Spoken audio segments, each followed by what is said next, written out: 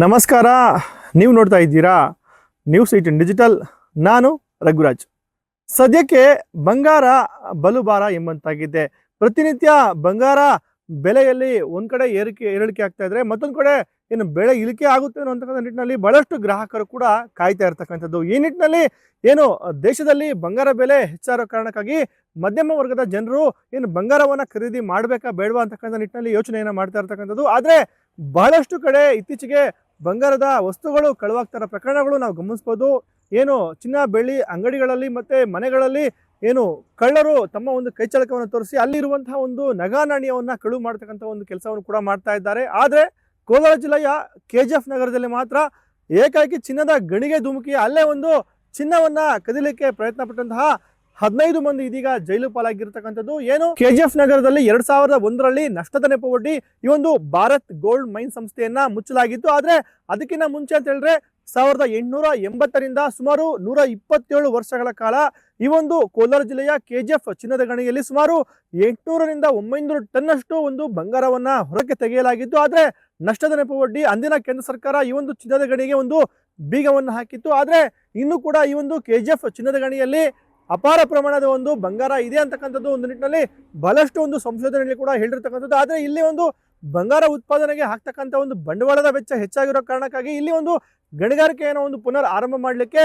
ಏನು ಸಂಬಂಧಪಟ್ಟಂತಹ ಇಲಾಖೆಗಳು ಮುಂದಾಗ್ತಾ ಇಲ್ಲ. ಆದ್ರೆ ಈ ಒಂದು ಏನು ಚಿನ್ನದ ಗಣಿ ಪ್ರದೇಶ ಏನಿದೆ ಸುಮಾರು 12,000 ಎಕರೆ ಪ್ರದೇಶದಲ್ಲಿ ಈ ಒಂದು ಚಿನ್ನದ ಗಣಿ ಸಂಸ್ಥೆಗೆ ಸರ್ಕಾರ ಭೂಮಿಯನ್ನು ಕೊಡಲಾಗಿತ್ತು. ಆದ್ರೆ 13 ಕಡೆಗಳಲ್ಲಿ ಮಾತ್ರ ಈ ಒಂದು ಚಿನ್ನದ ಗಣಿಗಾರಿಕೆಯನ್ನ ಮಾಡಿ ಅಲ್ಲಿ ಒಂದು ಪಕ್ಕಕ್ಕೆ ಹಾಕಿರ್ತಕ್ಕಂಥ ಒಂದು ಮಣ್ಣೇನಿದೆ ಅದನ್ನ ನಾವು ಟೈಲಿಂಗ್ ಡಂಪ್ಸ್ ಅಂತ ಕರಿತೀವಿ. ಅಲ್ಲಿ ಒಂದು ಅಪಾರ ಪ್ರಮಾಣದ ಒಂದು ಏನು ಚಿನ್ನ ಇದೆ ಅಂತಕ್ಕಂಥ ಒಂದು ಮಾಹಿತಿ ಕೂಡ ಈಗಾಗಲೇ ಹೊರಬಿದ್ದಿರ್ತಕ್ಕಂಥದ್ದು. ಈ ಒಂದು KGF ನಲ್ಲಿ ಮುಚ್ಚಿರ್ತಕ್ಕಂಥ ಒಂದು ಚಿನ್ನದ ಗಣಿಯಲ್ಲಿ ಆಗಾಗನೇ ಒಂದು ಮಣ್ಣು ಮಿಶ್ರಿತ ಚಿನ್ನದ ಅದಿರನ್ನ ಕದಿಯುವಂತ ಕೆಲಸಗಳು ಕೂಡ ಇತ್ತೀಚೆಗೆ ಹೆಚ್ಚಾಗಿರ್ತಕ್ಕಂಥದ್ದು. 2023ರಿಂದ ಇಲ್ಲಿವರೆಗೂ ಕೂಡ ಸುಮಾರು 10ಕ್ಕೂ ಹೆಚ್ಚು ಬಾರಿ ಈ ರೀತಿಯಾಗಿ ಒಂದು ಪ್ರಯತ್ನಗಳು ಕೂಡ ಆಗಿರ್ತಕ್ಕಂಥದ್ದು. ಈ ನಿಟ್ಟಿನಲ್ಲಿ ಸ್ಥಳೀಯ ಪೊಲೀಸರು ಕೂಡ ಆಗಾಗಿನೇ ಗಮನಕ್ಕೆ ಬಂದ ಕೂಡಲೇ ವಿರುದ್ಧ ಒಂದು ಕಾನೂನು ಕ್ರಮಕ್ಕೂ ಕೂಡ ಈಗಾಗಲೇ ಪೊಲೀಸರು ಮುಂದಾಗ್ತಾ ಇರ್ತಕ್ಕಂಥದ್ದು. ಈ ನಿಟ್ಟಿನಲ್ಲಿ ಏನು ಕಳೆದ ಫೆಬ್ರವರಿ 6 ಮತ್ತು 10ರಂದು 2 ಬಾರಿ ಈ ಒಂದು ಏನು KGF ಚಿನ್ನದ ಗಣಿಯ ಗಿಲ್ಬರ್ಟ್ ಶಾಫ್ಟ್ ಅಂತ ಏನಿದೆ ಆ ಒಂದು ಭಾಗದಲ್ಲಿ ಒಂದು ಮಣ್ಣು ಮಿಶ್ರಿತ ಚಿನ್ನವನ್ನ ಕದಿಲಿಕ್ಕೆ ಮುಂದಾಗಿರ್ತಕ್ಕಂಥದ್ದು. ಈ ನಿಟ್ಟಿನಲ್ಲಿ ಸುಮಾರು 12 ಮೂಟೆಗಳಷ್ಟು ಒಂದು ಏನು ಮಣ್ಣು ಮಿಶ್ರಿತ ಚಿನ್ನವನ್ನ ಈಗಾಗಲೇ ಪೊಲೀಸರು ವಶಕ್ಕೆ ಪಡೆದು ಸುಮಾರು 15 ಮಂದಿ ವಿರುದ್ಧ ಈಗಾಗಲೇ ಪ್ರಕರಣವನ್ನು ಕೂಡ ದಾಖಲೆ ಮಾಡಿರ್ತಕ್ಕಂಥದ್ದು.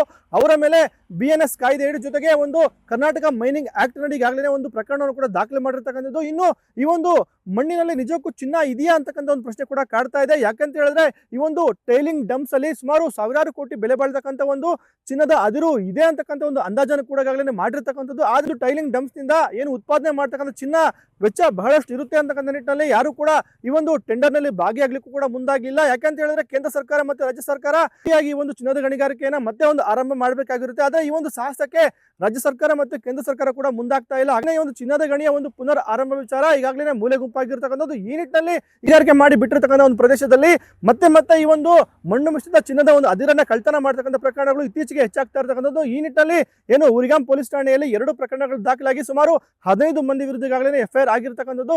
ಈ ಬಗ್ಗೆ ಮಾತನಾಡಿರ್ತಕ್ಕಂಥ KGF SP ಶಿವಾಂಶು ರಜಪೂತ್ ಅವರು ಏನು ಉರಿಗಾಂ ಠಾಣೆಯಲ್ಲಿ ಇವನು ಭಾರತ್ ಗೋಲ್ಡ್ ಮೈನ್ ಸಂಸ್ಥೆಯವರು ಕೊಟ್ಟಂತಹ ಒಂದು ದೂರಿನಡಿ ಈಗಾಗಲೇ ಪ್ರಕರಣವನ್ನು ದಾಖಲು ಮಾಡಿಕೊಂಡು ಸುಮಾರು 15 ಮಂದಿ ವಿರುದ್ಧ FIR ಕೂಡ ದಾಖಲಾಗಿದೆ. ಜೊತೆಗೆ ಅವರು ಮಣ್ಣನ್ನು ಕದಿಲಿಕ್ಕೆ ಬಳಸ್ತಾ ಇರ್ತಕ್ಕಂಥ ಎಲ್ಲಾ ವಸ್ತುಗಳನ್ನು ಕೂಡ ನಾವು ವಶಕ್ಕೆ ಪಡೆದಿದ್ದೀವಿ ಅಂತಕ್ಕಂಥ ಮಾತನ್ನು ಕೂಡ ಹೇಳಿರ್ತಕ್ಕಂಥದ್ದು. ಈ BGML ಲ್ಯಾಂಡ್ ಅಲ್ಲಿ ಗಿಲ್ಬರ್ಟ್ ಸಾಫ್ಟ್ ಅಲ್ಲಿ ಒಂದು ಮಿಲ್ಸ್ ಅಲ್ಲಿ ಕೆಲವು ಆರೋಪಿ ಅಲ್ಲಿ ಚಿನ್ನ ಮಿಶ್ರಿತ ಮಣ್ಣನ್ನು ಕಳ್ತನ ಮಾಡಿದ್ದಾರೆ.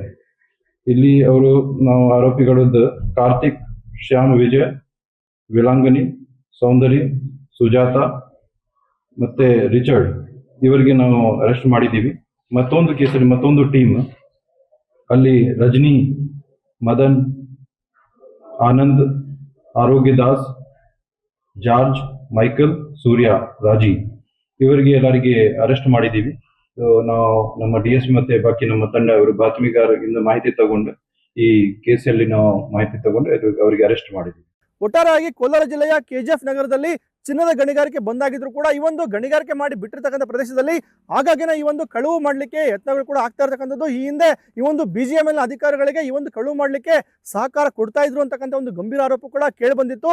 ಈ ಗಿಲ್ಬರ್ಟ್ ಶಾಫ್ಟ್ ಗಣಿಗಾರಿಕೆ ಮಾಡಿ ಬಿಟ್ಟಿರ್ತಕ್ಕಂಥ ಒಂದು ಪ್ರದೇಶದಲ್ಲಿ ಮತ್ತೆ ಈ ಒಂದು ಚಿನ್ನದ ಕಳುವಿಗೆ ಯತ್ನವನ್ನು ಮಾಡಿರ್ತಕ್ಕಂಥದ್ದು. ಈ ನಿಟ್ಟಿನಲ್ಲಿ ಪೊಲೀಸ್ ಠಾಣೆಯಲ್ಲಿ ಪ್ರಕರಣ ಕೂಡ ದಾಖಲಾಗಿದೆ. ಜೊತೆಗೆ ಆಗಾಗಿನ ಇಂತಹ ಒಂದು ಪ್ರಕರಣಗಳು ಕೂಡ ನಡೀತಾ ಇರುತ್ತವೆ. ಇದಕ್ಕೆ ಸಂಬಂಧಪಟ್ಟಂತೆ ಭಾರತ್ ಗೋಲ್ಡ್ ಮೈನ್ ಸಂಸ್ಥೆಯವರು ಒಂದು ಬಿಗಿಯಾಗಿರ್ತಕ್ಕಂಥ ಒಂದು ಭದ್ರತೆಯನ್ನು ಕೂಡ ಆ ಒಂದು ಭಾಗದಲ್ಲಿ ಒದಗಿಸಬೇಕಾಗಿರುತ್ತೆ. ಯಾಕೆ ಅಂತ ಹೇಳಿದ್ರೆ ಆಗಾಗಿನ ಈ ಒಂದು ಚಿನ್ನದ ಕಳುವು ಮಾಡ್ಲಿಕ್ಕೆ ಅಂತಾನೆ ಸುಮಾರು ಜನ ಪ್ರಯತ್ನವನ್ನು ಕೂಡ ಪಟ್ಟಿದ್ದಾರೆ. ಈ ಹಿಂದೆ ಅಲ್ಲಿ ಸಾವು ನೋವು ಕೂಡ ಆಗಿರ್ತಕ್ಕಂಥದ್ದು. ಈ ನಿಟ್ಟಿನಲ್ಲಿ ಭಾರತ್ ಗೋಲ್ಡ್ ಮೈನ್ ಸಂಸ್ಥೆಯವರು ಈ ರೀತಿಯಾಗಿ ಒಂದು ಚಿನ್ನದ ಕಳುವು ಯತ್ನಕ್ಕೆ ಮುಂದೆ ಆಗದಂತಾನೆ ಒಂದು ಬಹಳಷ್ಟು ಒಂದು ಕಟ್ಟುನಿಟ್ಟಿನ ಒಂದು ಕ್ರಮವನ್ನು ಕೂಡ ಕೈಗೊಳ್ಳಬೇಕಾಗಿರುತ್ತೆ. ರಘುರಾಜ್, ನ್ಯೂಸ್ 18 ಕೋಲಾರ.